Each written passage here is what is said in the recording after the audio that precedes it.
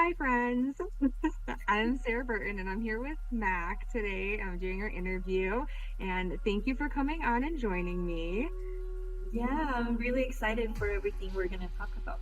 Me too, and I can't wait so we can kind of just like dive right in because I've been waiting to talk to you like in person for forever. So I was really excited when Chris and I, and through the Creative Coffee Cafe decided and Dripping Creativity decided to do this because I'm like, who do I get to interview? Like, ooh, because he let me pick, and I was like, Yeah, I'm I excited. know. I'm excited. Me too. Yeah, for my job, it is creative writing. I write video games. So it is creative. It is. But at the same time, I have like all the professionalism behind it and like the meetings and the company and the client. So at the same time, is a creativity that is very structured. If you don't like that, then it shouldn't like you shouldn't really get like a corporate creative job. You know, I sometimes do wish it was just a hobby. I think I would enjoy it a little bit more, but it is what it is. We both struggle like with mental health stuff, and I know writing's huge of getting me through that. And is that kind of how you feel about it too? I do. I read a lot of your posts about mental health, and I completely relate to this dilemma of sometimes writing can help you a lot, and sometimes the fact that you're not writing because you're going through like a mental health. I wouldn't even call it episode because I think it's like 24/7 mental health thing. But whenever it becomes like more of a struggle, it definitely affects our creative like soul, and you feel guilty about it because it would make you feel better to maybe like write a page or just like write it to play with it, and you can't. So I do relate to all your mental health posts about that, about how sometimes it can be like a saving, like a distraction, like something that really like it's food for your mind and your soul, but at the same time, it doesn't let you create. Like mental health, when you're in a bad place, a place of struggle, um, it does hinder your creativity.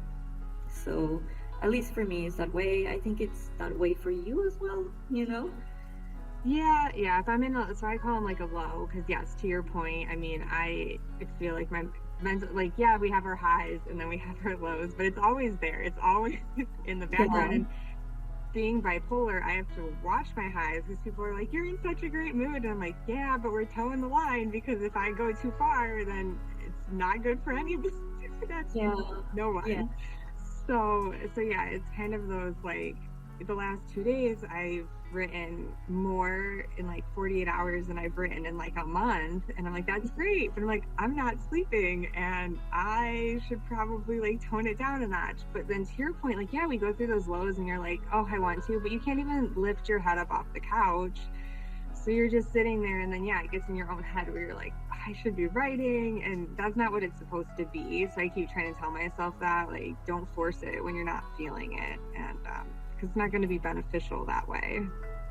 Yeah, definitely. I mean, I have autism and ADHD, so I also have this constant like euphoria because of the ADHD of like, oh my God, I have to write this right now, and it has to be like now, and I will hyper focus. And my autism behind the ADHD is like, hey, like this is not good for us. We're like burning out, you're not resting, you're like hyper focused. In me, my ADHD is completely happy, it's like, woo. Yeah. But it's like a hangover. Like when you're drinking or when you're partying, you're like, oh my God, this is so exciting.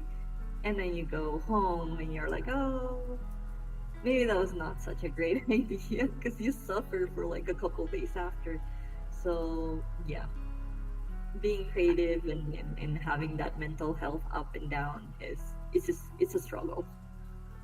It is for sure, and I totally understand. And like because of the bipolar, for me, like it's kind of the same when I'm writing that high, but also I'm like undiagnosed ADHD because they're like, we're not going to change anything with your medication, so like okay, but I do get that like the hyper focus is such a problem sometimes. And then when you get pulled away, you almost feel like I get anxious and I feel sick. Like I physically I'm like, oh my God, I need to be doing this. Like what's going on?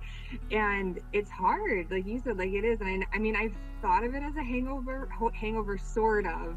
To me, it's more like when you finish a project, then you have that hangover where you're like, oh, it's done. And now what do I do with myself? But it's true. Like, even if you're kind of like super hyper focused for 2 days and then you stop, you're just like, oh, it leaves you with like a weird, I don't know, a weird feeling for sure. So, and then I also know, I was gonna say, like writing, I'm sure for you too, is super cathartic and just kind of letting things out. So, do you feel like it's kind of helped you, like getting through, like with your mental illness, with other things you've gone through? Do you feel like it's helped you kind of process? And because that's how Yeah, I feel. yeah, definitely. I feel like writing has always, at least for me, it started as a safe space, like I undiagnosed for most of my life. So I think connecting and like understanding empathy and how I connected with empathy with the world around me, was through writing, because it was like a silent way of me being in my space and being able to be like, okay, here nobody's gonna like read these words, and I can say whatever I want, even if it sounds like judgy or weird. So for me, it started that way, and then eventually with that journaling kind of, I discovered that I had like a style to it, mostly because I was vulnerable and I showed it to other people and they were like, hey, there's something here, like. And it took me a really, really long time to admit that. It took me a really long time to be like, oh, the way I write sounds like me. It doesn't really matter if it's good or bad. Like, I'm not saying I'm Shakespeare or like Virginia Woolf. Like, I'm not here to change the world or like getting a bestseller out, and I'm completely comfortable with that. But I do think that with the time, I found a voice that makes me feel comfortable, because I always write about like experiences that I've had, and I shape them into a reality that helps me go through stuff, understanding better or being less frustrated with what happened. And it's healing, to being able to create a little bubble where you're like, oh, I'm safe here and I can express the way I wanted things to be, or um, the way I can't normally, because of the autism or because of the mental health. So for me, at least, it's a very healing process. It's my safe space, and then I show it to others. I don't really understand what happens like in between, like it's very personal for me. But I'm a Leo, so I guess I guess I'm like, it's so personal. I have to show it to other people. Uh, but yeah. Well, there is something about the sharing part, and it's funny. I mean, and we've established this like through the months that we are very similar, and everything you just said about how you write is kind of how I am. And I'm like, it definitely has my voice. When I've had friends read it, they're like, I can hear you saying this, and I think that's what's most important. And it's like, yeah, no, maybe I'm not going to change the world with it, but it still sounds like me, and people who know me are going to read it and appreciate it because they're like, well, this sounds like you telling us a story. And then to your point, writing things in a way to kind of digest them. And I've learned so much about myself through my writing, like things that I didn't realize. And even in the last year, there were a lot of things I'm like, oh, I worked through that. I'm fine. I handled that 10 years ago. And I'm like, oh, no, I did not. Let's reprocess like all of that. Ooh, like trauma. But it almost doesn't always feel like trauma when you're, to your point, putting it in like a safer space where you're like, well, I control this bubble and I know what's going to happen here. It's a little bit, at least for me, I feel safer about it. And then once I've digested it, I can share it with other people and it's not quite as scary. I am like so shy to share stuff. I'm always like, especially my poems, I'm like, oh my God, control, no. No, but you're a beautiful writer. Like, I haven't been able to check your book yet, but I've seen what you've written because of the Discord, because of like everything you share on Threads or even on Instagram. And it's exactly what you said. Like, I think that writing pieces that are from real people, real writers, real slices of life are underrated. You know, there's really no space for us because everything feels like it should be like a big bestseller. And I think you're a beautiful writer. I think you're able to express feelings, you know, and the situations those feelings can like trap you in. And that's how it feels with your poems. Like they're just you can feel the little like bubble or room where those feelings are like entangled, and that's just for me that's just like a talent in itself because it's not easy, you know, it's not easy, and it can become like really like mass produced, you know. So I love it. I love your writing. I think it's very genuine.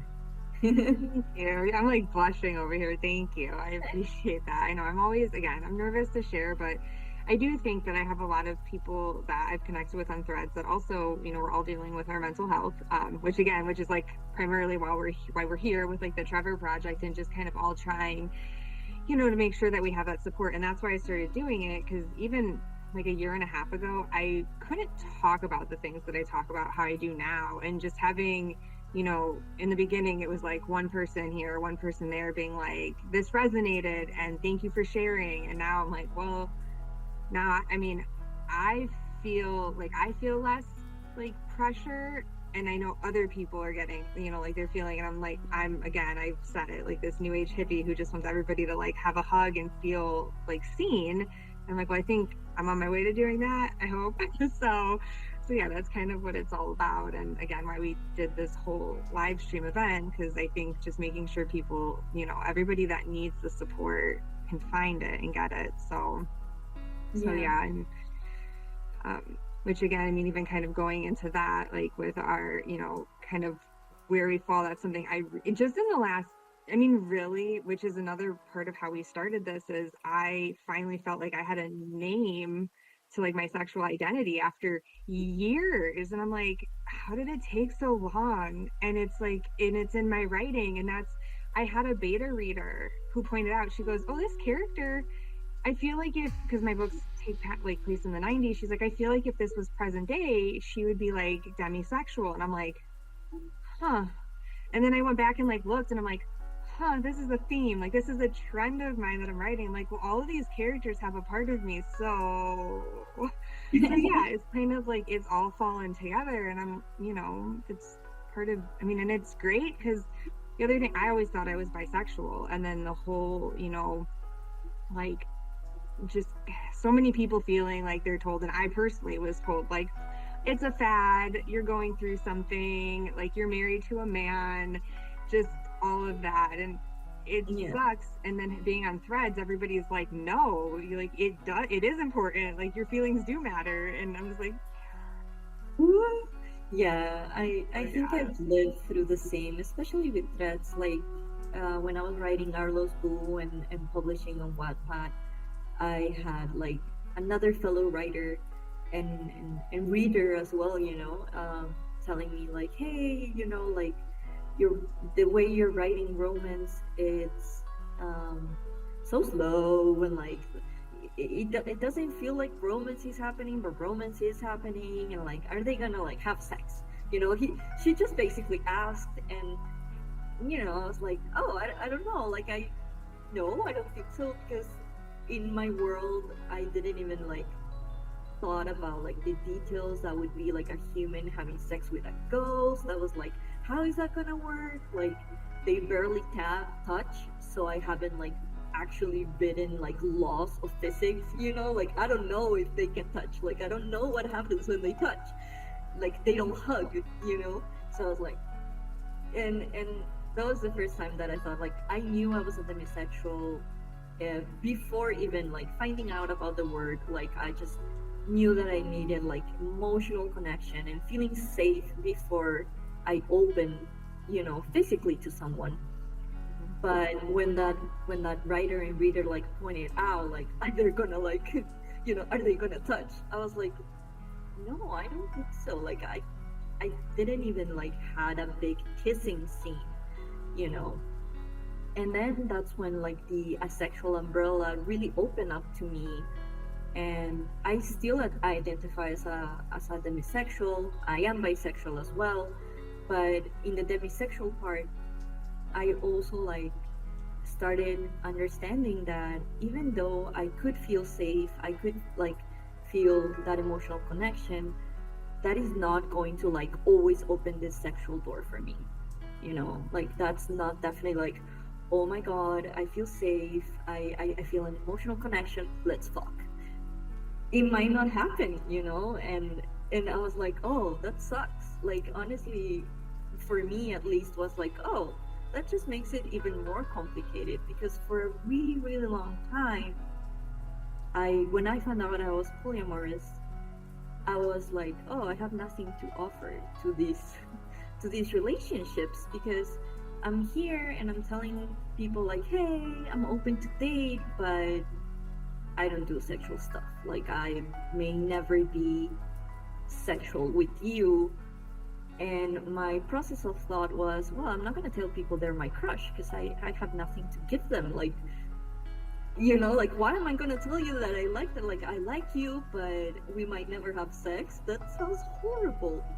And of course I had to like deconstruct and I was gonna say, I learn. feel like you have to untrain your brain to think that way. I know, and you're killing me right now saying this because like you have so much to offer, like so much to offer, and I think my big thing that, and I've always been this way, I fall hard, and two, like platonic love to me is a huge thing. Like I will fall, like some of my I'm like, oh, I just want to like touch, and that's the thing. And I think that's the hardest part is like, you do not have to have sex to have like as intense of a connection as you like.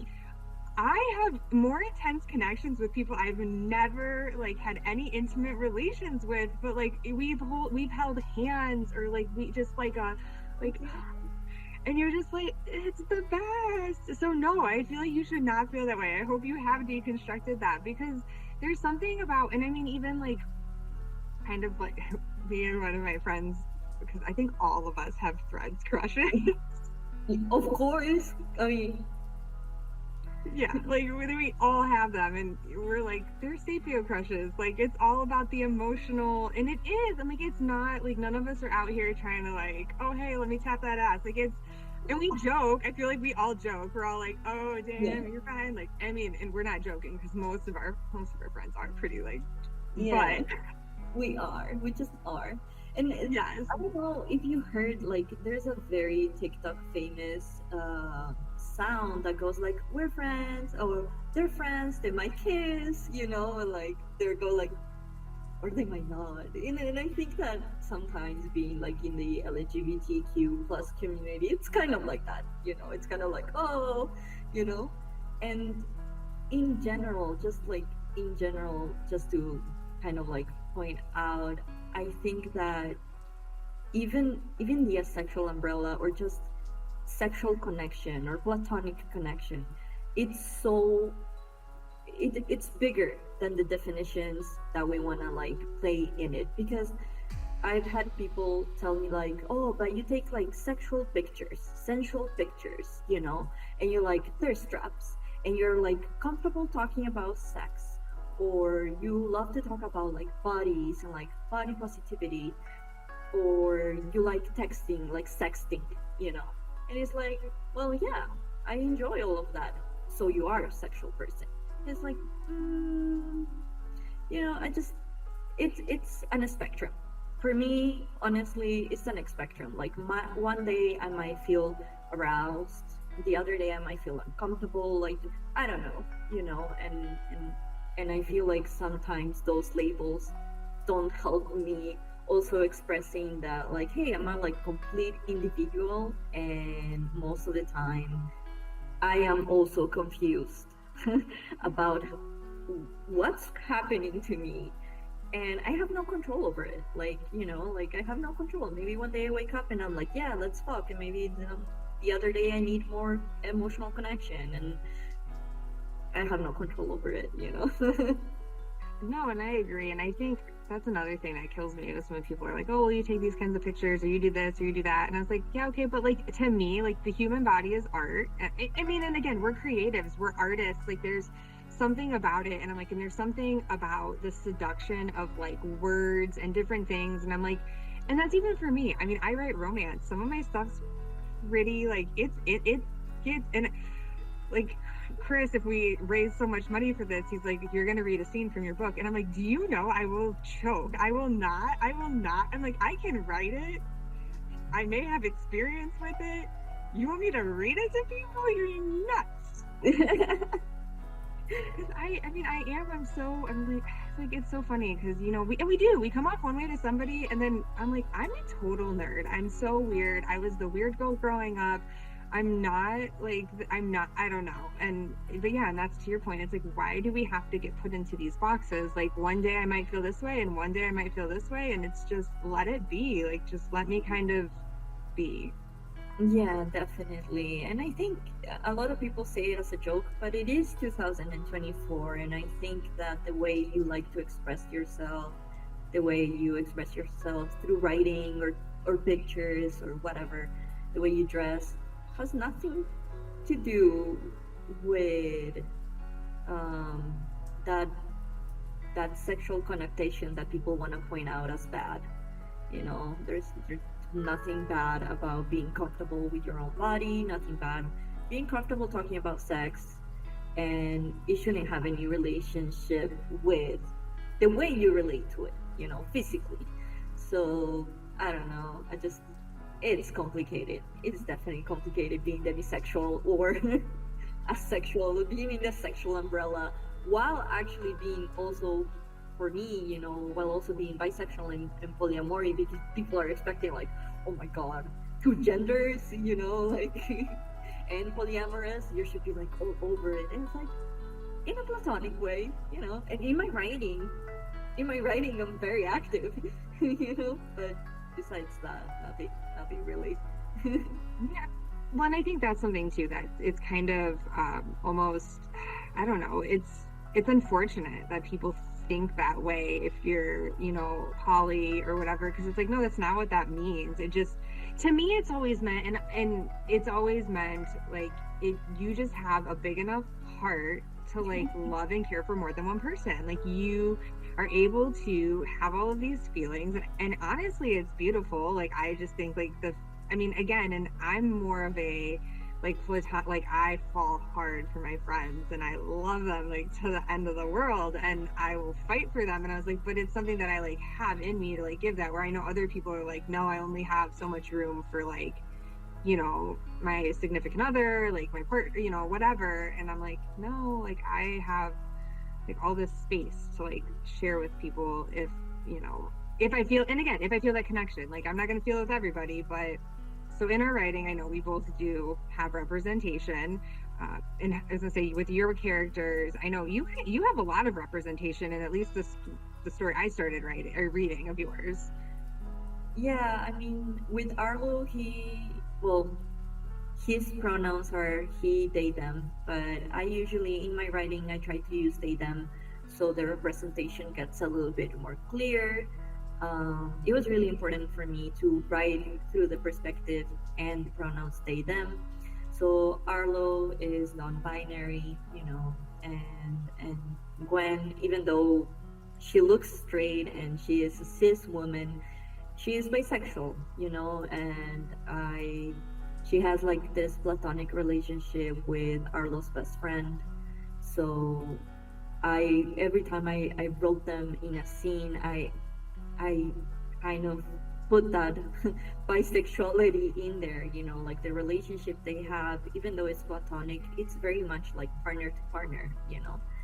And with Arlo, he is also asexual. He's not demisexual per se. He's definitely like asexual, you know. That's why I guess there's never going to be like anything sexual. But it was important for me. Like we stated earlier, you know, for me, writing Arlo was the first time that I was like, hey, I might be non-binary, and I couldn't say it to anyone. I didn't even like say it to myself. I was just like, oh, I think I'm non-binary. So I wrote Barlow to feel a little bit like I had space to be non-binary before I could be non-binary in real life. I don't know if that makes sense.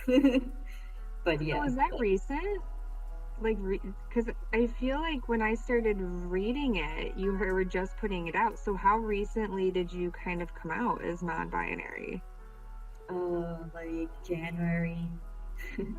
And I haven't come out because I don't correct people when they use like the wrong pronouns, and like I don't feel comfortable telling people like, also because I live in a country where that is yet not a thing, like there's there is a little bit of culture but not big enough for people to, yeah, to like embrace it in a full, like thing. And yeah, it's just not a thing here really.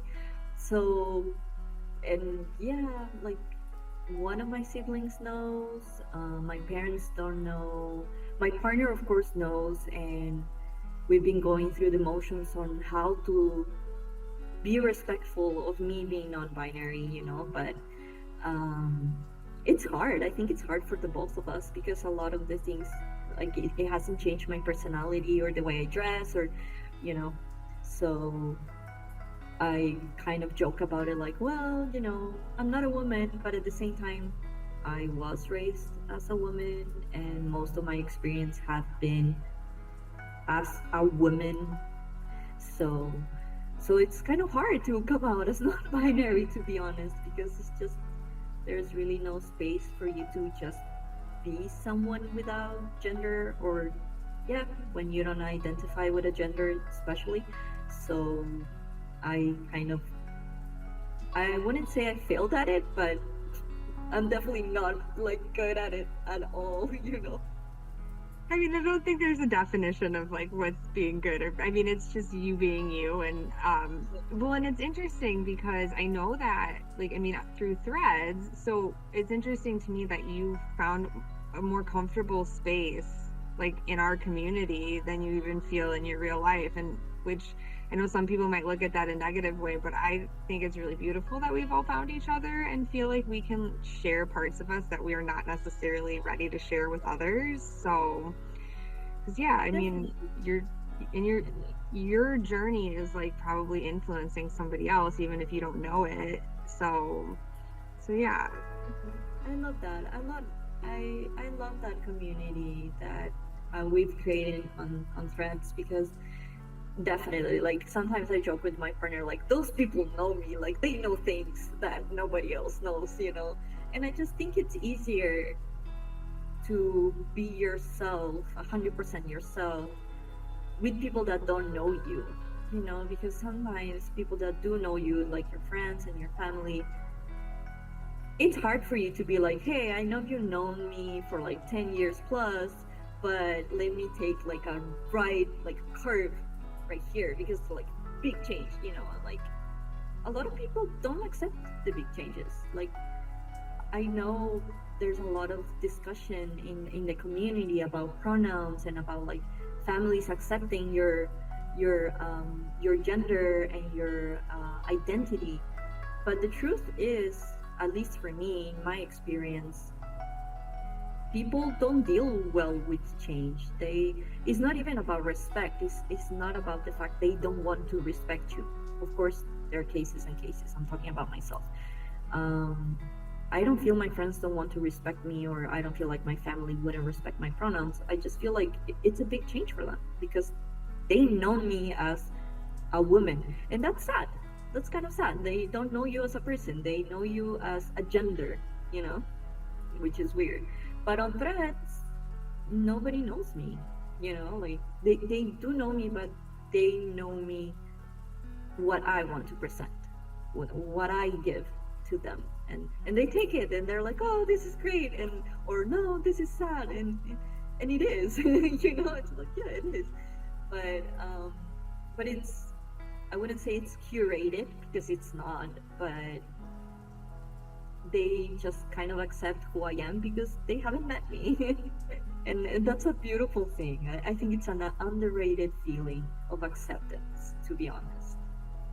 Yeah, no, and I mean, I couldn't agree with you more because, yeah, there's things, and I think that's kind of, I've always been, I have no filter. I will say things, and which everybody knows, and I'll do things, and it's always just been like funny and silly, and people know that about me, but at the same time, I'm like, in person, when I meet new people, I'm just like, oh, okay. But I've never really felt like that. Like maybe at the beginning on Threads, but now when I say things or I do stuff, I'm like, it's just, everybody's like, oh, that's just her. She's just unhinged, like throwing glitter places, and this is just what we're gonna get. And I'm like, yeah, and people like they're cool with it, and I'm like, oh, that just, yeah, you feel like you fit.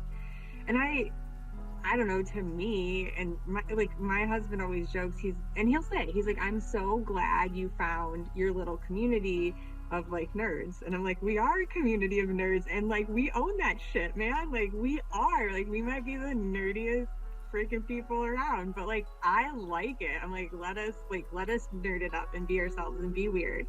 Because I've always been just different. And the one thing I know you were talking a lot about, like growing up and being seen as a woman, and I was lucky in the sense that I went through phases where, I mean, there was a phase where I wanted to wear, like boys clothing, and I even like hate the thing. I mean, I don't know, like to me, I'm like, even stuff I wear now, I'm like, technically, and I was like, why does it have to be like, can't it just be what, like, I like that shirt, who cares? But I was lucky because my mom just kind of rolled with it. She's like, you want to wear oversized baggy t-shirts, like you want to wear, I mean, I don't know, I was goofy. I would wear like boxer shorts as actual shorts and just like roll them up, and just, I don't know, but she let me do it. And I think that that's what's something that's so important. And even just us being the ones kind of leading the charge of the future generations, I'm like, yeah, I want my kids to be able to feel like if they want to try something. I mean, I have a daughter and a son, and we've got play dresses, and my son wants to put on an Elsa dress. I'm like, cool, go for it, put on an Elsa dress, like have fun, have at it. Like it's, and where I feel like the generations before us would be like, no, you can't, like he can't play with dolls, he can't do this. And I'm like, let him do. What's so wrong about a boy playing with a doll? Like we all, hopefully, if you want to raise kids and you want to bring, like, shouldn't everybody have the compassion to raise a child? Like it takes a village. So I'm kind of, I'm all over the map here, but yeah, it's kind of just that beautiful thing of finding your space and being able to be you no matter what that looks like. So Yeah, it is. It really is. And well, I mean, we haven't really talked about your characters, and how you go through your community, your LGBT plus community with your books and your writing, because you just had a book come out, and I think it's important. We need to talk about it. I did just have my book come out, and that book's very it was my first one. It was my book baby. It's very sweet, and and again, like I kind of mentioned, what somebody pointed out, like I think your character is demisexual, and I hadn't really thought of it, and the book is so long, I don't even get into that. Like I don't really address it, but I'm like, but I think others will look at it and say, hey, I identify as that. I get what she's feeling, that she's not just hooking up because other people expect her to do it, like she's staying true. And I actually had an interview just recently with somebody who basically in his writing, he's like, I have characters that are, it's two men that are married, or it's same-sex relationship, and he's like, but I don't address it as they're gay, or I don't address it as they're this or they're that. He's like, it just exists, it's just there. And I'm like, it's so beautiful, because yeah, shouldn't it be like, do we need to really say these things? However, at the same time, I do get on the other end of it, like, yeah, for those of us reading something, I know being someone like in 8th grade, when I first started feeling depressed, when I first started having feelings for a girl, when I was like so fucking confused, I'm like, would it have been nice to read a book where I could be like, oh, that character is bisexual? oh, she's going through this. Like, oh, they're going through this. Like, okay, I get it. Like, I feel seen. And that's what I've started to do. So in my books that I'm working on now, I have, and again, I was also raised Catholic. So it was a huge, like heavy, oh my God, just the weight of that. And even now I identify more as I'm agnostic, and I still find myself at times being like, oh God, I'm being judged. Like, oh my God. And then I'm like, no, like get that out of your mind. Like you're not doing anything wrong. Like you're not murdering people. You're not hurting people on purpose. Like nothing you're doing is wrong. So it's something that I felt really, to me, I addressed it in my books. I have two characters that were raised, in very, very strict religious households that start having feelings for, one is a girl, one is a boy, and they both start to realize that they have feelings for people of the same sex, and just kind of their journey of all of that, of where do I identify, where do I fit, again, and she's the two characters are actually like based off of me and my girlfriend from the past, but it's very much that, well, like I only feel this way about her. Like it's only like I'm not out there like thinking, oh, it's all women. It's like there's something special. And then again, that's where like I started to realize, I'm like, oh, so maybe it's not just being bisexual. It's kind of like I need that connection. And I identify also as pan, because I'm like, I don't really care. Like if I find that emotional connection, none of the else, it doesn't really matter to me. Like I don't really, and I don't know. I just see people. I just like see people, and I'm like, it is what, like, I just want to see like you and all of it. So yeah, I've kind of tried to address a lot of things, and again, I cover that. I try to just dive into all of it, because it's like, I think our mental health ties in so much to our identity, and even that struggle of feeling like, and again, and I hate to throw it on religion because it's not that, but there's just so many things where growing up, you're like, okay, well, what's wrong with me? Because that's kind of what, and so again, and now I think we're in a really good place where we can at least talk about it. And even if you can't talk about it with your family, I guarantee you, and again, the Trevor Project's a great one. Like you can find somebody who's willing to listen, like somebody who will help. And I know a lot of us, you and me included, have like, when we're struggling, we'll throw it up there, like reach out, DM me, like I will listen, we can vent, like just get it off our chests. And I think there's so many of us willing to do that because we've all been there. So yeah, I think there has been a shift. I feel like you and I, our generation, we grew up with mental health only can come from addiction.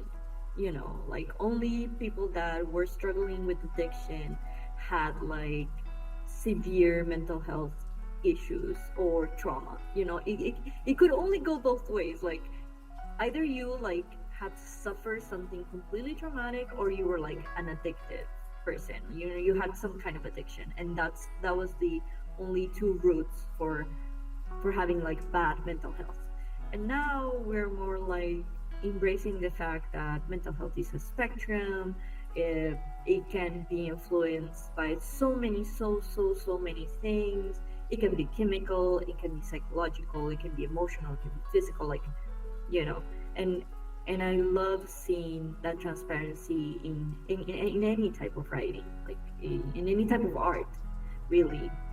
And I think it's happening the same way for the LGBTQ plus community for us, because we grew up with films that were either homophobic, like gays were like bottom of a joke.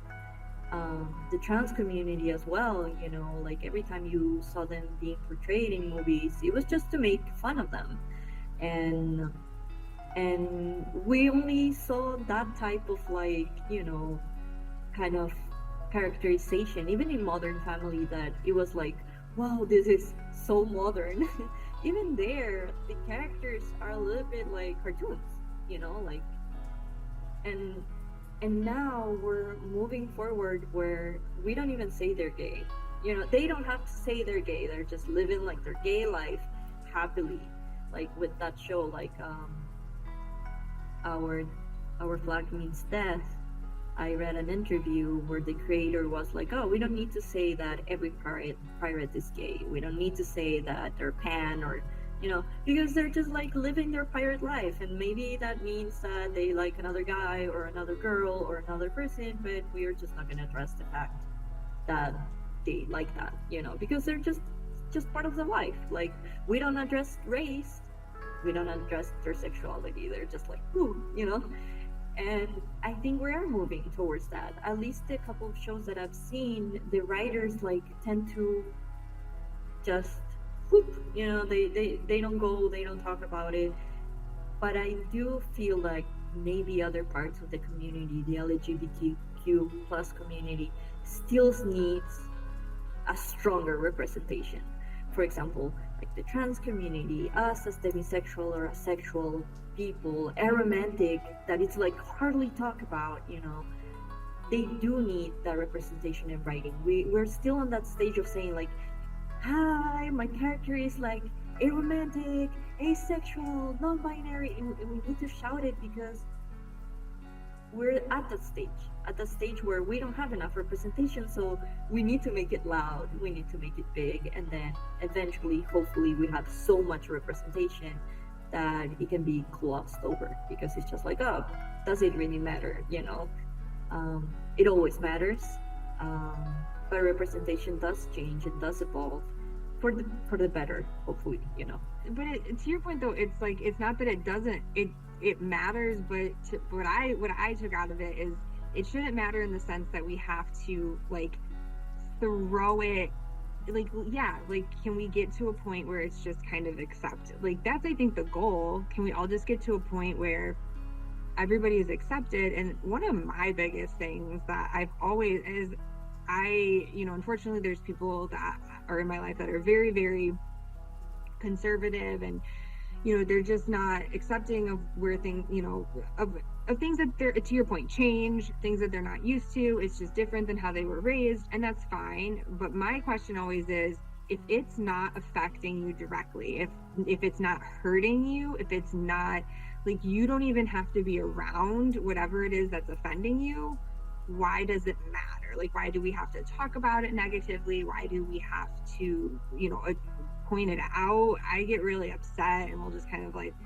not that I will talk about it and I will defend how I feel, but to a certain extent, because I'm like, I'm not going to push too hard. Like, you're entitled to your own feelings and your own opinions, but also like respect that I don't necessarily want to have this negative conversation about it because like I totally feel a different way. And again, I wouldn't ever push it on people, but my whole thing is, my mom raised me, if you can't say anything nice, don't say anything at all. And that's just how I feel. Like, if you have nothing positive to say, like, kind of maybe just keep it to yourself. Like, if it's something that's intentional, like, it's one thing to talk about opinions and how you feel, and like, that's okay. If somebody identifies completely straight, that's fine. There's no, like, nothing wrong with that. It's just, also, don't go out of your way to attack somebody else. And I think one of the biggest things is like, you see it out there, like, don't yuck somebody's yum. Like, yeah, everybody has different, we're different, we're all different. And so just like, can we just embrace, and again, here's my new age hippie, like, let's just I completely feel you about that, and I feel like I would be like, okay, you want to be intolerant, you want to be ignorant, okay, do it in silence, and like definitely away from me, because like you said, like